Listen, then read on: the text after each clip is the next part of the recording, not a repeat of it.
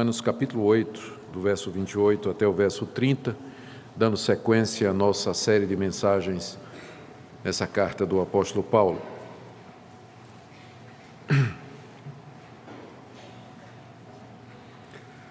Romanos capítulo 8, de 28 a 30, diz a palavra de Deus: Sabemos que todas as coisas cooperam para o bem daqueles que amam a Deus, daqueles que são chamados segundo o seu propósito. Porquanto aos que de antemão conheceu, também os predestinou para serem conformes à imagem de seu Filho, a fim de que ele seja o primogênito entre muitos irmãos. E aos que predestinou, a esses também chamou. E aos que chamou, a esses também justificou. E aos que justificou, a esses também glorificou. Oremos. Pedimos ao Pai que Tu nos deis entendimento na Tua palavra, que ela fale ao nosso coração. Estamos diante de verdades profundas que tratam da realidade última da nossa existência e do nosso futuro eterno. Pedimos, pois, que essa compreensão seja usada por Ti no cumprimento do Teu propósito para abençoar o Teu povo, consolar os aflitos, animar os desesperançados, fortalecer os fracos, despertar os que dormem e salvar pecadores. Pedimos, ó Deus, que Tu apliques a palavra conforme Teu querer. Em nome de Jesus. Amém. Queridos, a mensagem anterior, que focou nos versos 26 e 27, nós vimos como o apóstolo Paulo ensinou que o Espírito Santo de Deus intercede por nós com gemidos inexprimíveis, por causa da nossa fraqueza, da nossa limitação, tanto porque nós somos criaturas, como também pelo fato de que nós somos pecadores. E como parte da nossa fraqueza, Paulo diz que nós não sabemos orar como convém. Nós não sabemos o que pedir a Deus e nós não sabemos como pedir a Deus. Por isso Deus enviou o Espírito Santo que habita em nós e que intercede por nós diante de Deus. E Ele faz isso tão intensamente que Paulo descreve como sendo com gemidos inexprimíveis, com gemidos que não encontram expressão em palavras humanas. Tal é o amor de Deus por nós e tal a nossa necessidade de ajuda. E essa intercessão do Espírito Santo por nós, ela, na verdade, faz parte do projeto ou do plano maior de Deus de fazer com que não somente a intercessão do Espírito, mas todas as coisas cooperem para o nosso bem, é o que ele diz no verso 28.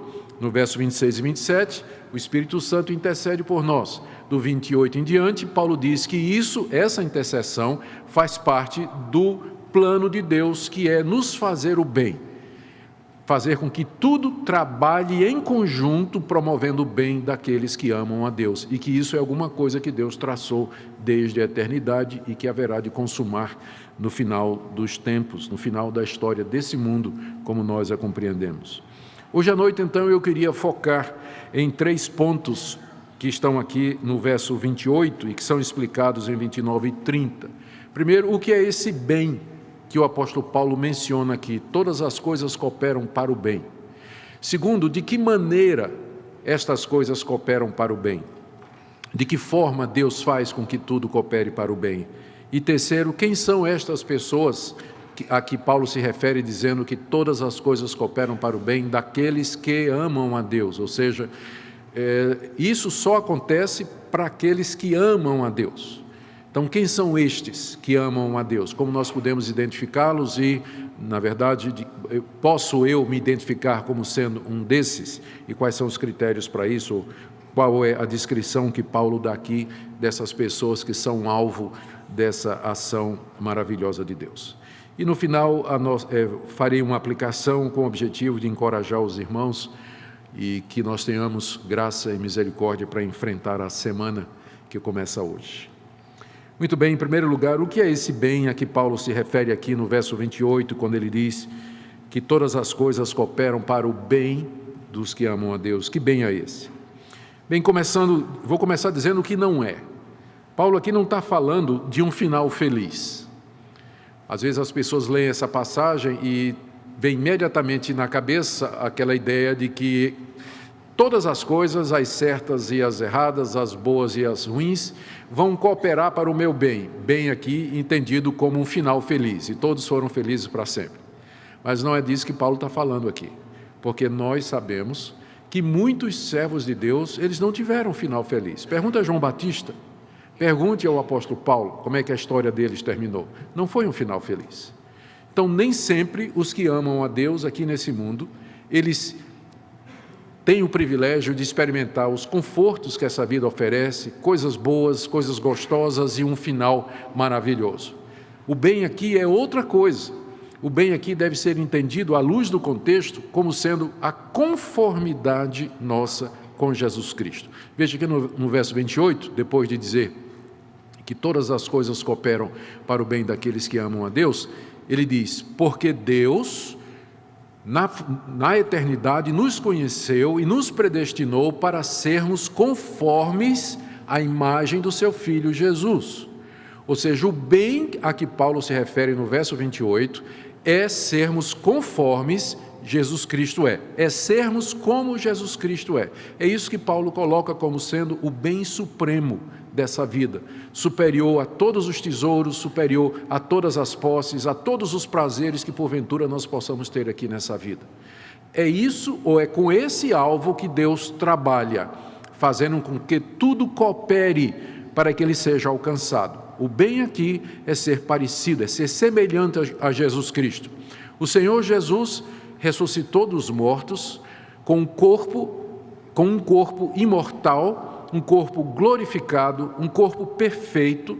Ele subiu aos céus, está na presença do Pai, cheio de alegria, na plenitude da felicidade, na glória eterna, aguardando por nós.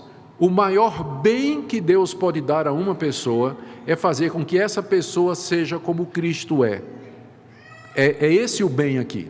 Note que no verso 29, quando Paulo diz que Deus nos predestinou para sermos conforme a imagem do seu Filho, Jesus Cristo, ele logo acrescenta, para que ele seja o primogênito entre muitos irmãos, ou seja, para que ele seja o irmão mais velho de uma família. Essa família, essa irmandade que é mencionada no verso 29, é a nova humanidade que Deus está criando de dentro dessa humanidade caída, que caiu em Adão. Assim como a humanidade toda caiu em Adão, que era o cabeça da raça. Quando Adão caiu, todos nós caímos, vimos isso no capítulo 5, na sequência de exposições. Assim também Deus mandou um outro Adão, que é Jesus Cristo.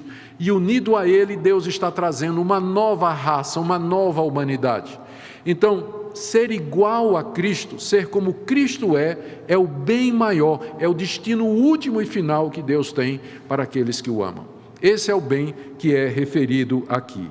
E esse processo de fazer com que nós cheguemos à conformidade plena com o Senhor Jesus, ele começou na eternidade. Veja que Paulo diz aqui no verso 29, ele diz que Deus de antemão conheceu e predestinou, continuou no tempo aqui desse mundo, porque esses que Deus conheceu e predestinou, Paulo diz aqui no verso 30, que ele chamou e justificou, e vai terminar no final dos tempos, quando Paulo se refere aqui à glória, a esses também Deus glorificou.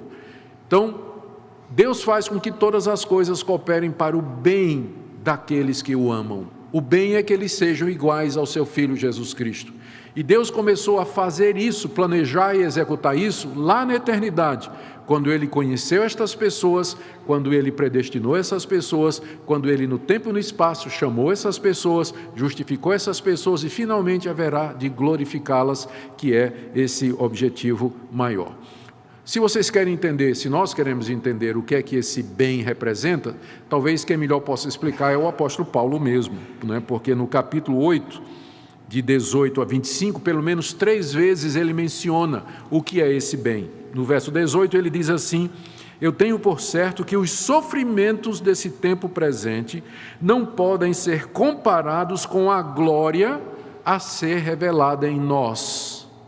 Então essa glória que vai ser revelada em nós aqui sendo aqueles que amam a Deus, ela é superior aos sofrimentos desse mundo. É esse o bem que Deus tem para nós. No verso 21, Paulo diz aqui que a criação está gemendo, na esperança de que ela sairá redimida do cativeiro da corrupção, para a liberdade da glória dos filhos de Deus. Então, essa liberdade do pecado e da corrupção, que constitui a glória dos filhos de Deus, é o bem que Deus planejou para nós. Ou ainda, nas palavras de Paulo no verso 23, quando ele diz que nós que temos as primícias do Espírito Santo, nós também gememos em nosso íntimo, aguardando a adoção de filhos. Aí ele explica o que é a redenção do nosso corpo. Quando esse nosso corpo será redimido, ele será transformado, será glorificado e será um corpo igual ao corpo de Jesus Cristo. Então, é esse o bem de que Paulo fala no verso 28, quando ele diz que todas as coisas cooperam para o bem daqueles que amam a Deus. É esse bem aqui. E ele é superior a qualquer bem terreno, é superior a qualquer coisa aqui nesse mundo. Eu não estou negando que Deus aqui nesse mundo, ele dá coisas boas para nós. Ele dá coisas boas para nós, e às vezes a gente nem compreende que aquilo que Ele está nos dando é uma coisa boa, a não ser depois de algum tempo, não é? Quando acontece a gente pensa que é uma coisa ruim, mas depois a gente percebe que é uma coisa boa, como aquele jovem que queria ser missionário na África, e orou muito pedindo a Deus para ser missionário na África, e havia muitas dificuldades. Finalmente teve uma agência lá, missionária, que resolveu dar uma oportunidade para o rapaz, e mandaram ele lá para o interior da África para pregar o evangelho numa tribo nova, que ninguém sabia direito o que era. Aí o rapaz atravessou vales, montanhas, florestas e rios, a dificuldade, não tinha caminho, acampando no meio do mato. Finalmente, um dia ele abre os olhos, ele está lá na clareira onde está a tribo. E ele olha, só vê as caveiras, era uma tribo de canibal, antropófago, comedor de carne humana. Ele virou para correr, os cabas pegaram. Próxima cena, o nosso jovem missionário amarrado num poste, no meio da aldeia, na frente dele aquele caldeirão assim, né, fervendo de água, e o cozinheiro da tribo com a faca, uma peixeira de 14 polegadas, descascando o legume e olhando para ele, né? Então, ninguém precisa perguntar qual vai ser o cardápio, né, do jantar, né? Todo mundo já sabe quem vai ser o jantar. E o moço desesperado orando: Senhor, quando eu pedi para ser missionário, não era bem isso que eu tinha em mente e tal. E de repente o chefe da aldeia, ele tem uma inspiração. Ele chama o cozinheiro e diz: ô, cozinheiro, traz uma amostra aí da carne desse cidadão para ver se é boa. O cozinheiro vai lá, pega a peixeira, olha para o rapaz e diz: vou tirar aqui da panturrilha, da batata da perna. Aí pega e tira o filé. Aí traz para o chefe. Aí o chefe: que carne horrível, nunca comi uma carne tão ruim na minha vida. Solta esse homem, a carne dele não presta. Próxima cena é o missionário correndo no mato, voltando para casa, dizendo: oh Deus, agora eu sei porque é que o Senhor me deu essa perna de borracha. Graças a Deus, né?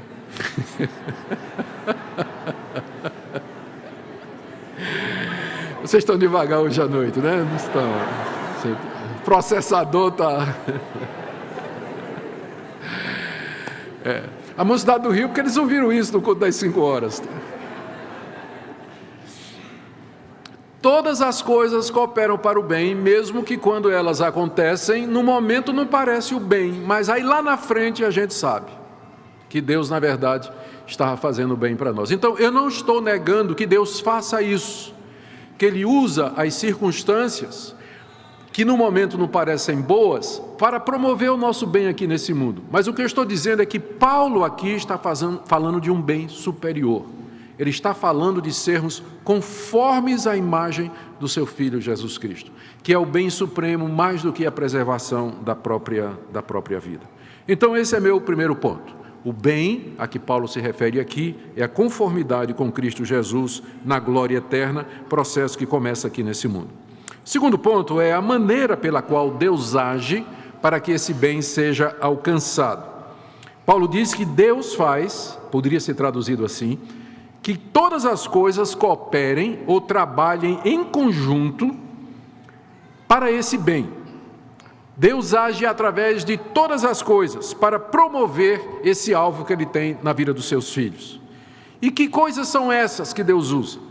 Aqui no contexto da carta aos Romanos, há pelo menos 3 indicações. A primeira delas, sem dúvida, é a obra de Jesus Cristo, sobre a qual Paulo vem falando desde o capítulo 1, que mediante a morte de Cristo na cruz, mediante o seu sangue derramado, Deus propiciou, pagou o pecado do seu povo e justificou mediante a fé aqueles que creem. E essas pessoas são perdoadas por Deus e recebidas por Deus. Contra elas, Deus não tem mais qualquer condenação, é a afirmação, inclusive, que abre o capítulo 8. Agora, já não há nenhuma condenação para aqueles que estão em Cristo Jesus. Todas as coisas cooperam para o bem, a começar da obra redentora de Cristo Jesus, sobre a qual Paulo vem falando desde o capítulo 1 dessa carta. Segundo, aqui no contexto de Romanos, nós lemos que também as provações dessa vida contribuem para formar em nós a imagem de Jesus. Capítulo 5, a partir do verso 3, Paulo diz que nós nos gloriamos nas próprias tribulações, sabendo que a tribulação produz perseverança, a perseverança experiência, a experiência produz esperança, e a esperança não confunde, porque o amor de Deus é derramado em nosso coração. Ou seja, as tribulações dessa vida, elas são usadas por Deus para forjar em nós a imagem do seu Filho, porque o sofrimento expurga muita coisa ruim em nós e cria em nós virtudes. O sofrimento nos ensina a ser pacientes e expurga a impaciência e a rebelião. O sofrimento nos ajuda a crescer na fé. O sofrimento nos desapega das coisas desse mundo e nos faz ansiar pelo mundo vindouro. Então, todas as coisas são usadas por Deus aqui nesse mundo. As circunstâncias, as providências são usadas para forjar o nosso caráter, para que nós sejamos mais e mais parecidos com aquele que era o homem de dores e que sabia sofrer, que era o Senhor Jesus Cristo e que passou pelo sofrimento máximo por causa de nós. E em terceiro lugar, no contexto, uma das coisas que coopera para o nosso bem é aquilo que Paulo mencionou nos versos 26 e 27, o próprio Espírito Santo intercede por nós diante de Deus, que a gente não sabe pedir. Nós não sabemos orar como convém. Às vezes nós estamos pedindo que Deus tire o espinho na carne, quando na verdade o que nós precisamos é de graça para suportar aquele espinho na carne, como o apóstolo Paulo aprendeu de acordo com 2 Coríntios capítulo 12.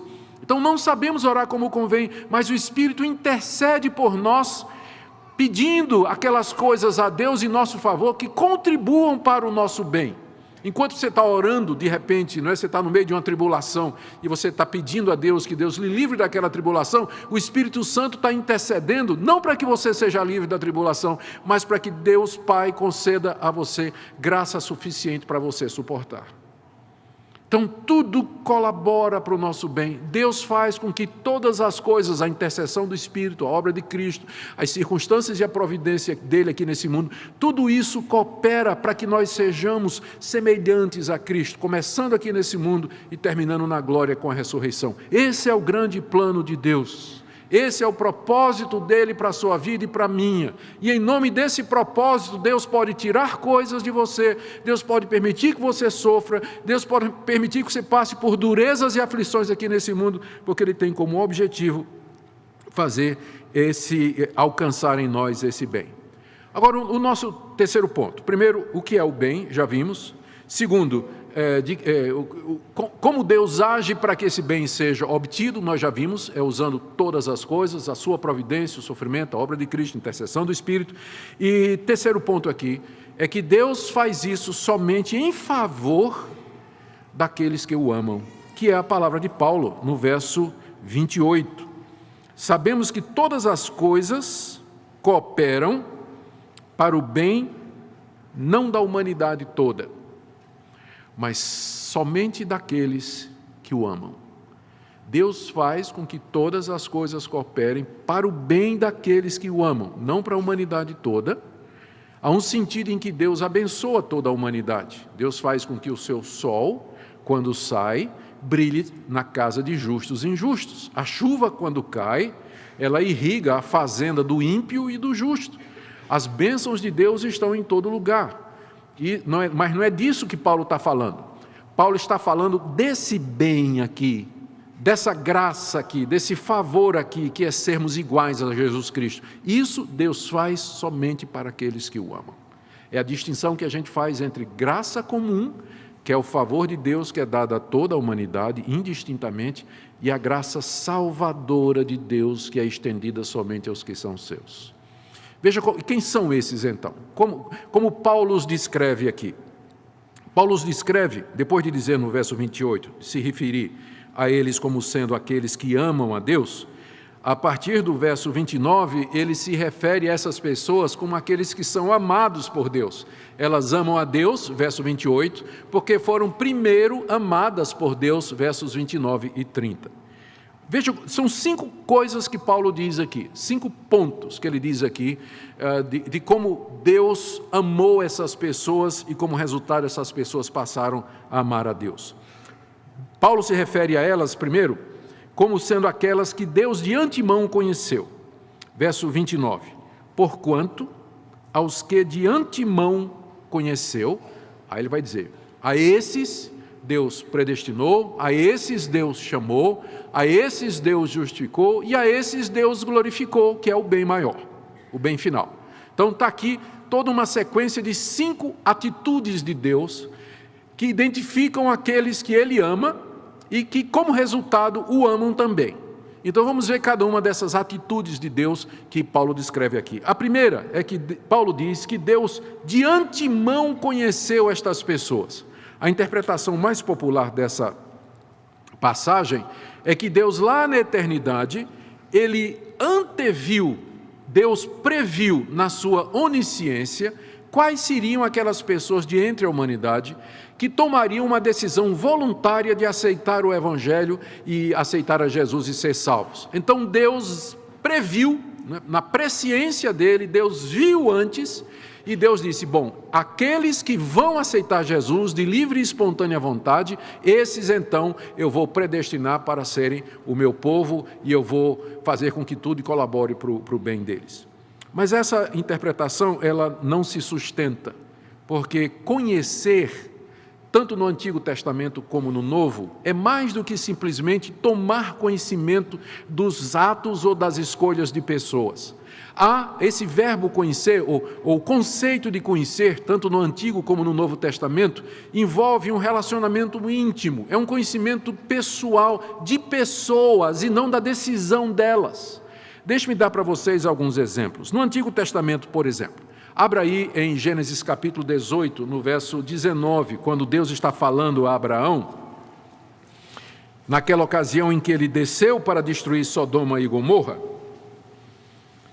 e Deus então disse as seguintes palavras a Abraão. Vamos ler a partir do verso 17.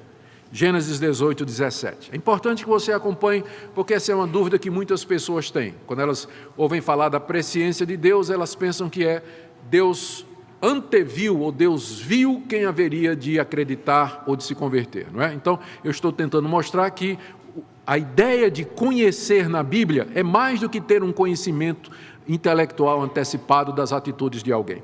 Começando aqui em Gênesis 18, 19, a partir do verso 17, disse o Senhor, ocultarei a Abraão o que estou para fazer, visto que Abraão certamente virá a ser uma grande e poderosa nação, e nele serão benditas todas as nações da terra, porque eu o conheci. A nossa Bíblia traduziu como escolhi, não é? Mas no hebraico é conheci, porque eu o conheci, para que ordene a seus filhos e sua casa depois dele, a fim de que guardem o caminho do Senhor, etc. Os tradutores da nossa Bíblia, eles entenderam que o sentido do verbo conhecer aqui, que está no hebraico, é no sentido de conhecer pessoalmente, de chamar, de destacar para si. Daí o conceito de escolher. Tanto é que eles traduziram escolher, mas no hebraico está o verbo yadá, que significa literalmente conhecer, traduzido como escolhi. Ou você pode ver a mesma coisa em Amós, capítulo 3, verso 2. Amós é um dos profetas menores. A vantagem de você decorar os livros da Bíblia é exatamente essa, não é? Daniel, Ezequiel, Daniel, Oséias, Joel, Amós. Obadias, Jonas, Miqueias, Naum, Abacuque, Sofonias, Ageu, Zacarias. Então, quando você tem de cabeça, fica mais fácil, mas eu já me perdi aqui. Amós, Naum, Abacuque, Sofonias, Ageu. Já passou, Amós é antes. Obadias, Jonas, Miqueias, Naum, Amós. Capítulo 3, vamos ler a partir do verso 1. Eu não quero chegar ao ponto e dizer assim, abra aí na página tal, né?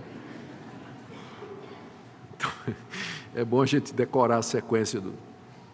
Capítulo 3, versos 1 e 2. Ouvi a palavra que o Senhor fala contra vós outros, filhos de Israel, contra toda a família que ele fez subir da terra do Egito, dizendo, agora presta atenção no verso 2, de todas as famílias da terra, somente a vós outros vos conheci. Está no hebraico, é o mesmo verbo, só que os nossos tradutores traduziram como escolhi, porque é esse o sentido. Deus conhece no sentido de que Deus toma conhecimento íntimo, se aproxima e chama. Daí a ideia de escolha. Você vai ver a mesma coisa no Novo Testamento, como a ideia de conhecer no Novo Testamento é mais do que conhecimento intelectual apenas. Abra aí em Mateus, capítulo 1, verso 25, é a história de José e Maria, o nascimento de Jesus. Mateus 1, versos 24 e 25. Despertado José do sono, fez como lhe ordenara o anjo do Senhor e recebeu sua mulher, Maria. Contudo, não a conheceu, enquanto ela não deu à luz um filho, a quem pôs o nome de Jesus. É óbvio que conhecer aqui é ter relações sexuais. Mas qual foi o verbo que foi colocado aqui? Conhecer, porque ele indica exatamente isso, um conhecimento íntimo, uma aproximação.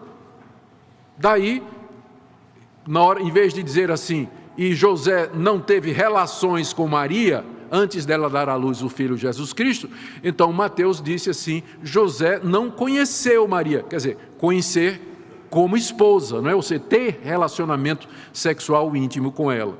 Ou outro exemplo aqui em Romanos capítulo 11, verso 22, o próprio apóstolo Paulo, nessa mesma carta que nós estamos estudando, ele usa o verbo conhecer aqui, a expressão é similar à que nós estamos vendo no capítulo 8, verso 29. Vamos ler capítulo 11, 1 e 2 de Romanos. Pergunto, pois, terá Deus porventura rejeitado o seu povo? De modo nenhum, porque eu também sou israelita da descendência de Abraão, da tribo de Benjamim. Agora preste atenção aqui no verso 2. Deus não rejeitou o seu povo, a quem de antemão conheceu. Ora, Paulo coloca aqui conhecer como sendo o oposto de rejeitar.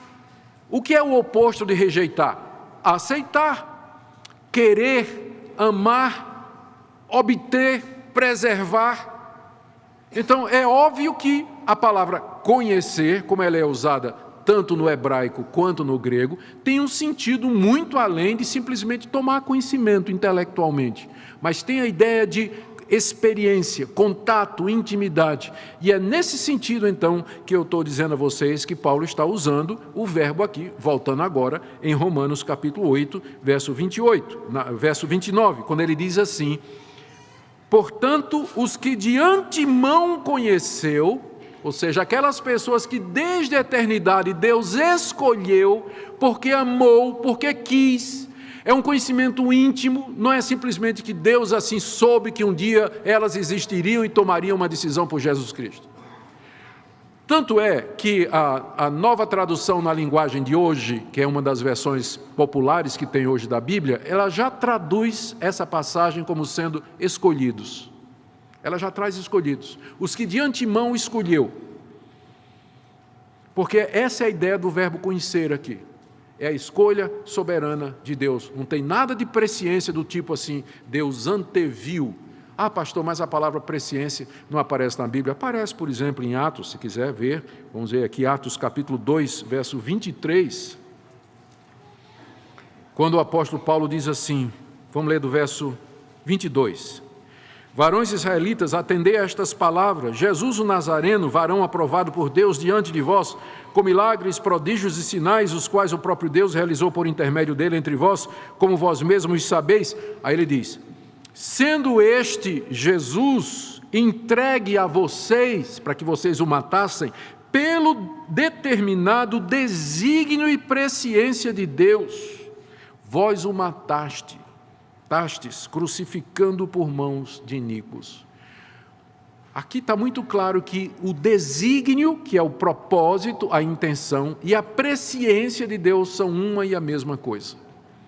De acordo com determinado desígnio e presciência de Deus. O "e" aqui, que junta desígnio e presciência, não está simplesmente, não está funcionando como uma conjunção aditiva, adicionando mais sentidos a um sentido dado, mas ela funciona como uma conjunção explicativa, que no grego a gente chama de rendíades. Tipo assim, Deus deu à igreja pastores e mestres.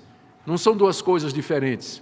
Paulo, quando diz isso em Efésios 4:11, ele está dizendo, Deus deu à igreja pastores que também são mestres. Então aqui é a mesma coisa, desígnio e presciência é a mesma coisa e se refere ao propósito eletivo, salvador e determinante de Deus. Romanos 8:29, vamos voltar para lá, porque eu acho que nós estamos agora no caminho correto para entender o resto da sequência, que só faz sentido se isso aqui ficar muito claro. 29, então, nós temos o primeiro elo da corrente. Os que de antemão conheceu. O que é que Deus fez com esses a quem Ele de antemão conheceu, amou, escolheu, chamou para si de entre a humanidade perdida?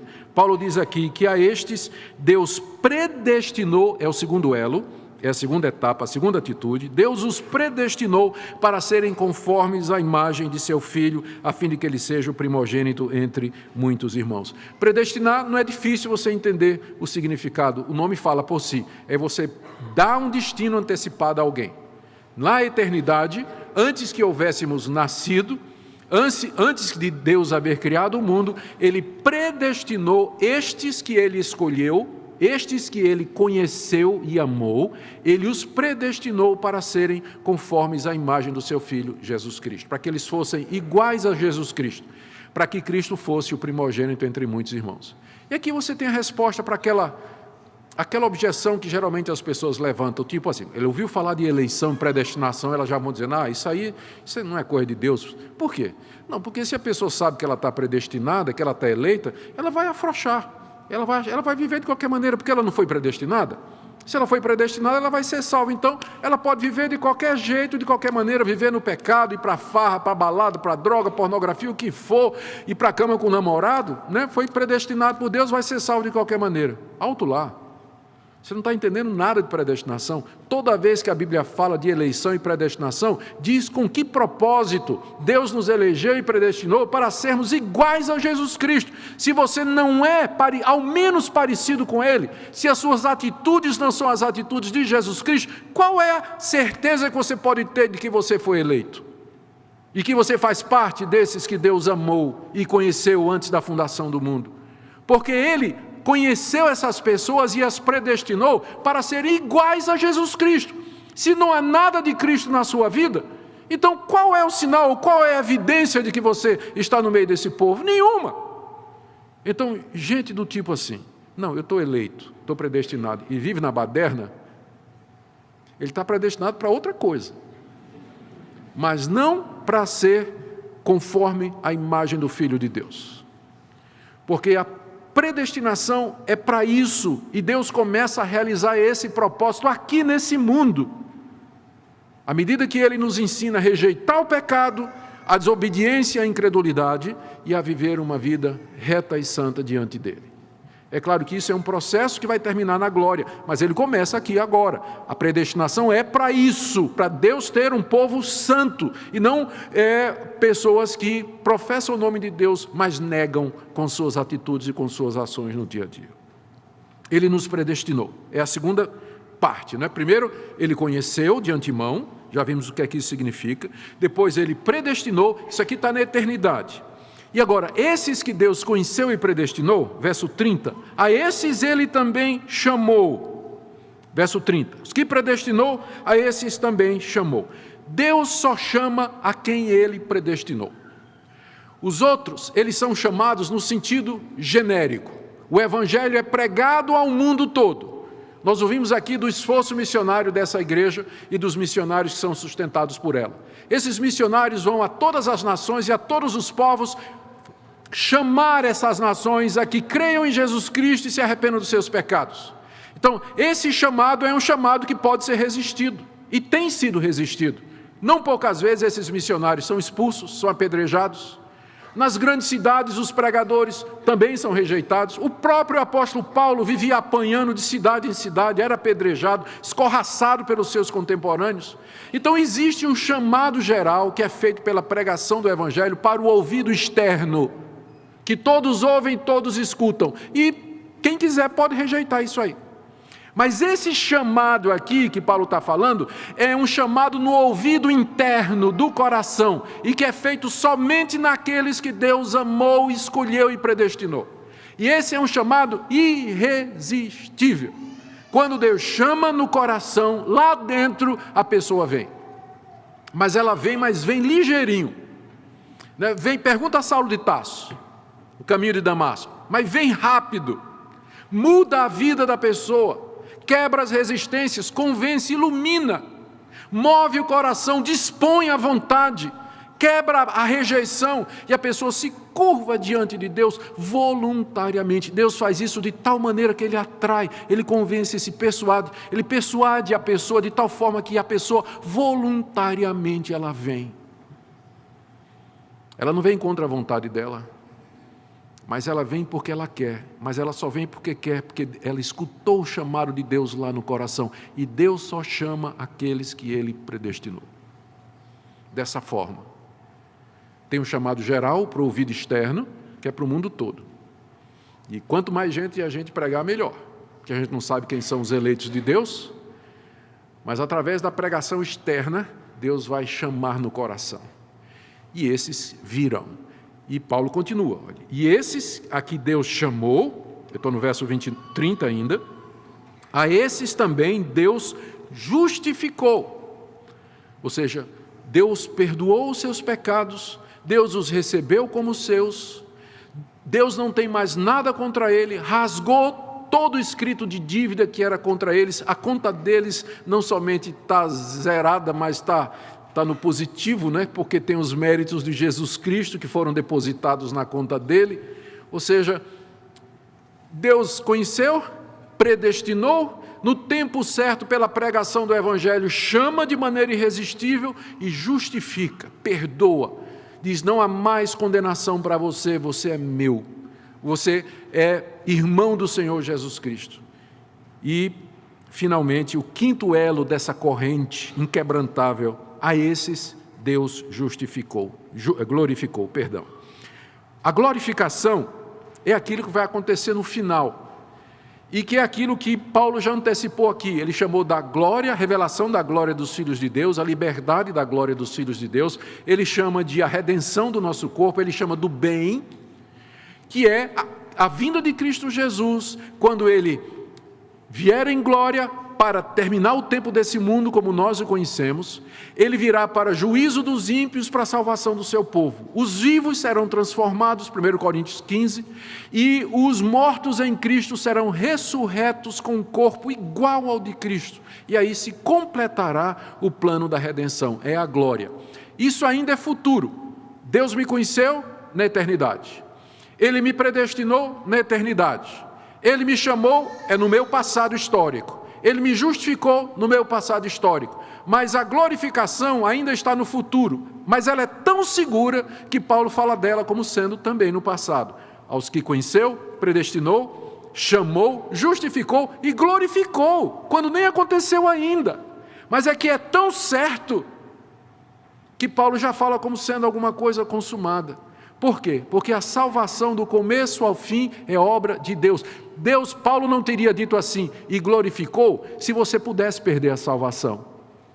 Porque, como é que Paulo ia saber? Deus começou, mas você não quis. Não é? Deus começou, mas você terminou de outro jeito. Deus lhe salvou, lhe chamou, mas você disse, eu não quero mais, e perdeu a salvação. Então, Paulo nunca podia dizer glorificou, como sendo um fato consumado. Mas por que Paulo pode se referir à salvação final como sendo já terminada? Porque a salvação do começo ao fim é obra de Deus. É o propósito eterno dele. É o propósito eterno dele. E é isso que me dá segurança. A minha certeza de salvação não é baseada no que eu sou, no meu esforço, na minha capacidade, na minha moralidade, porque eu posso perder tudo isso amanhã, de acordo com o vagalume que habita em mim. Um dia ele acende, outro dia ele apaga. Você não sabe o que é isso? Você sabe o vagalume que habita em você? Habita em todos nós. Então, nós somos pessoas instáveis, completamente inconstantes, mas Deus, que é imutável e eterno e cujo propósito não muda, é Ele que garante isso. Ele conheceu na eternidade e glorificou já, porque é obra dele. É obra dele. São essas as pessoas, portanto, que amam a Deus. Por que eu amo a Deus? Porque eu fui alvo disso. Eu amo porque Ele me amou primeiro, porque Ele me conheceu, porque Ele me chamou, porque Ele me justificou e Ele me glorificou. Então eu amo a Deus. Agora volta para o verso 28. Sabemos que todas as coisas cooperam para o bem daqueles que amam a Deus. Quem são esses que amam a Deus? São aqueles que Ele conheceu, predestinou, chamou, justificou e glorificou. E estes então, porque sabem disso, eles amam a Deus, eles são gratos a Deus e vivem nesse mundo com um coração cheio de gratidão e amor a Deus, por isso que Deus fez em prol deles. Mas aí alguém pergunta, mas e quanto àqueles que não amam a Deus? Embora Paulo não diga, eu creio que nós podemos dizer com segurança, que se todas as coisas cooperam para o bem daqueles que amam a Deus, todas as coisas cooperam para a destruição e a condenação daqueles que não amam a Deus. Tudo colabora para a destruição final daqueles que não amam a Deus. As coisas ruins desse mundo, os sofrimentos desse mundo, fazem com que a pessoa se revolte contra Deus, faz com que a pessoa se rebele contra Deus, faz com que as pessoas virem as costas para Deus e se tornem ateias, por conta do sofrimento. Enquanto que o sofrimento é usado por Deus para o bem daqueles que o amam, o mesmo sofrimento, ele causa o mal, ele causa a destruição, colabora juntamente para a destruição daqueles que não amam a Deus. Quanto mais eles sofrem, mais eles se afastam de Deus. Mais eles têm raiva de Deus, mais revolta no coração. Por que é que o Senhor tirou meu filho? Por que é que o Senhor fez com que meu casamento acabasse? Por que é que minha firma faliu? Por que é que eu nasci com um defeito desses? Por que é que minha filha nasceu com um problema? Por que isso? Por que aquilo? E o coração se enche de revolta contra Deus. Todas as coisas cooperam para a condenação dos que não amam a Deus. Até as coisas boas. As coisas boas acontecem com essas pessoas e o que é que elas fazem? Transformam num ídolo. As pessoas ganham uma casa, vira o ídolo delas. Ganham um carro, é o ídolo delas. Ganham um marido, ganham uma esposa, vira o ídolo. Consegue comprar uma fazenda, é o ídolo delas. As coisas boas fazem com que elas se afastem de Deus e passem a idolatrar estas coisas, se afundando cada vez mais na incredulidade. Elas se sentem tão bem que elas acham que aquilo é uma garantia de que Deus está ao lado delas, porque afinal estou coberto de bênçãos.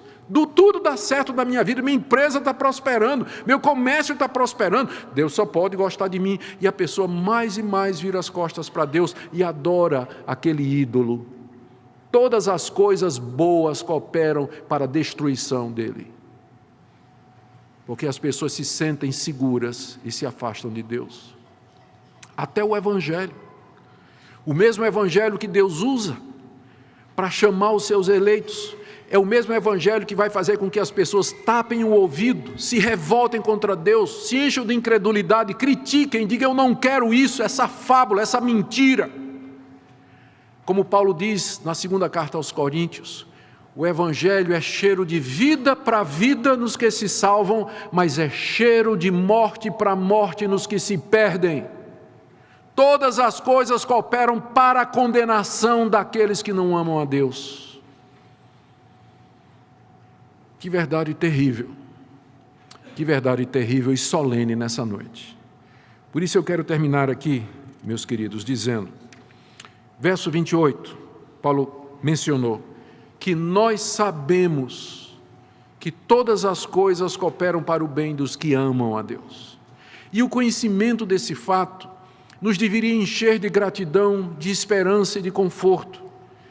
Nós temos essa consciência de que Deus está agindo nas circunstâncias, em todas as coisas, para nos levar a esse final feliz, glorioso e eterno, que é semelhança com seu Filho Jesus Cristo.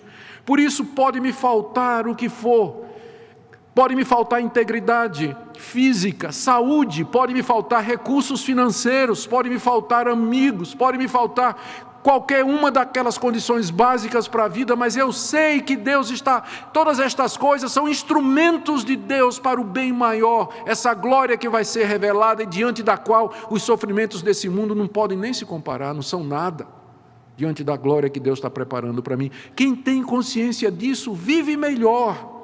Quem sabe dessas coisas, como Paulo diz aqui, ele vive em paz no meio das tribulações, ele enfrenta as dificuldades nessa vida. Esse mundo é um vale de lágrimas, irmãos. A criação geme, marcada pelo pecado e pela corrupção. E como é que nós enfrentamos isso? Qual é a nossa esperança? A nossa única esperança é essa, é saber de que Deus em Cristo Jesus faz que tudo isso colabore para o meu bem. E eu posso não entender às vezes como aquele missionário, quando teve um acidente, perdeu a perna e ganhou uma prótese. Eu posso não entender na hora, mas eu sei que mesmo que eu não entendendo agora, Deus está no comando. Eu não preciso entender, eu só preciso confiar que Ele está no comando, que todas as coisas cooperam para o meu bem. E quando eu tenho essa consciência, então eu posso viver aqui nesse mundo. Talvez você esteja aqui essa noite e você não tenha essa convicção. Você não sabe isso, você não experimentou isso. Você não sente que você ama a Deus. E você pergunta, eu faço parte desse povo? Eu faço parte desse grupo que Deus amou, que Deus conheceu, chamou e justificou e glorificou?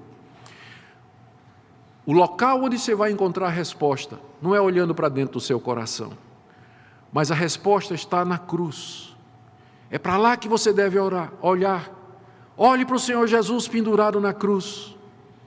Se você pode confiar nele, se você pode crer que Ele morreu pelos pecados e o que Ele fez na cruz é suficiente para justificar pecadores, se você deseja perdão dos seus pecados e você quer confiar somente em Cristo Jesus, então não receie, venha. E Cristo receberá você. Isso já é o chamado interno do Espírito Santo. Quando você é despertado para essas coisas, quando você tem interesse nessas coisas, quando você diz, meu Deus, eu quero isso, eu preciso disso, isso já é o Espírito de Deus chamando você no seu coração. Portanto, ouça o que o Espírito Santo está dizendo a você nessa noite. E que Deus tenha misericórdia e compaixão da sua vida, e que Ele se apresente a você de maneira tal, de maneira tão irresistível, que não lhe reste outra saída a não ser se curvar diante dele e dizer, eu creio no teu Filho Jesus, eu creio no teu poder e no teu propósito de me fazer o bem. Que Deus assim aplique a sua palavra nos nossos corações nessa noite, irmãos, que Ele conforte e console o coração dos que sofrem, sabendo isso, que todas as coisas cooperam para o bem daqueles que amam a Deus. Oremos. Ó Deus, eu peço que Teu Espírito Santo aplique essa palavra no coração de todos que me ouvem nessa noite, trazendo conforto e consolo ao Teu povo, aos que sofrem, os que estão sozinhos, os que se sentem, Senhor, oprimidos, que eles possam ver o quadro maior, que há um Deus que comanda as circunstâncias e que faz com que tudo trabalhe em conjunto para o nosso bem. Eu oro por aqueles que estão aqui nessa noite que ainda não têm essa certeza, mas que desejam. Ó Deus, atrai-os, revela-te a eles de uma forma irresistível, de forma que eles com segurança possam se chegar a Ti. Eu oro por aqueles que estão aqui nessa noite que não Te amam, aqueles que não Te buscam de verdade e que estão com o coração preso às coisas dessa vida, que têm ídolos nos seus corações. Ó Deus, faze-os ver a terrível situação em que se encontram, que estas coisas a que eles se apegam, na verdade, colaboram para a destruição deles. Que eles possam abrir os olhos enquanto podem, ó Deus, tem misericórdia e chama-os na Tua graça. É o que pedimos em nome de Jesus. Amém.